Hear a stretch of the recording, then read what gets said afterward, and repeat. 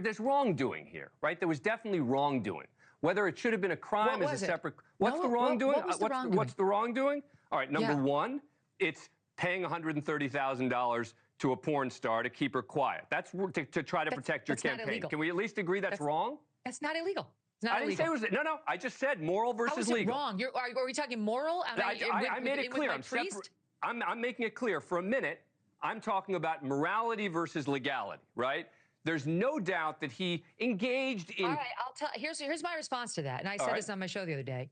I don't know what kind of weird marriage these two have. Same as I didn't know what kind of weird marriage Bill and Hillary Clinton had. So I don't know what their covenant is in terms of what he's allowed to do on the outside of his marriage. Again, I don't mind the sex, but when you're paying a problem. But I'm not talking about the sex. I'm talking about the $130,000 to keep her quiet to protect his campaign. Immoral.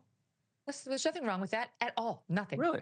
Okay. Look, again, if somebody runs for office, they just lose the right to have any privacy. They just have to let us see all of their dirty laundry from the moment they declare forward, or somehow they've done something morally wrong or legally wrong. When you're doing it to protect the campaign and you are spending money on it, then now I'm going to switch back to the legal. You are now crossing the line into legal problems. Right? You aren't. That's absolutely not right. Incorrect at every level. Again, the idea that let me back up. And you don't think he falsified business records either? I don't know what he did. I don't think he wrote down. What does that mean? We just had a whole trial. We heard every detail of this. How can you not know? Let me answer. Please. Let me answer. I don't think he wrote down hush money payment to Stormy Daniels. Nobody who pays hush money would write down such a thing. I think he wrote down, or someone at the Trump organization wrote down, legal expenses from the drop-down Adobe menu. And that made as much sense as anything else because hush money wasn't an option. He was paying his lawyer who had made the payment to Stormy Daniels, and he was, I believe, reimbursing her, though he denied that, reimbursing him, though he denied that on the stand. I don't think there's anything wrong with doing that. I think you pay your lawyer money because he outlaid money for you. You could easily classify that as a legal expense. No matter what it's for, right? Even if it's illegal conduct, you can just put it, it's a legal expense, right? This wasn't illegal. There's nothing illegal about paying hush money for an NDA. It's done There's not. all the time. But when you're doing it to protect your campaign, it is. That's the difference. No.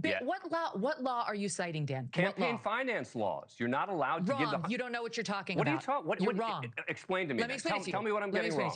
Tell me what I'm getting wrong. When you're spending $130,000... I'll explain. Go ahead. I get it, because you're saying that there are limits to the campaign contributions somebody could make, and this has exceeded them, and then they hit it. I understand. That's his theory. However, this has been wrong from the start. Yeah. It does not amount to a campaign contribution if it is the kind of payment that could ever be made outside of the campaign context. That's not the standard. The standard is substantiality. It's not. It's substantiality. No, it's not. Yes, it is. You're wrong. Okay. No, it's not. I guess we're going to have to agree to There's been Supreme Court precedent on this. Talk to Brad Smith, who was the FEC commissioner. Court after court that the standard is substantiality. All right.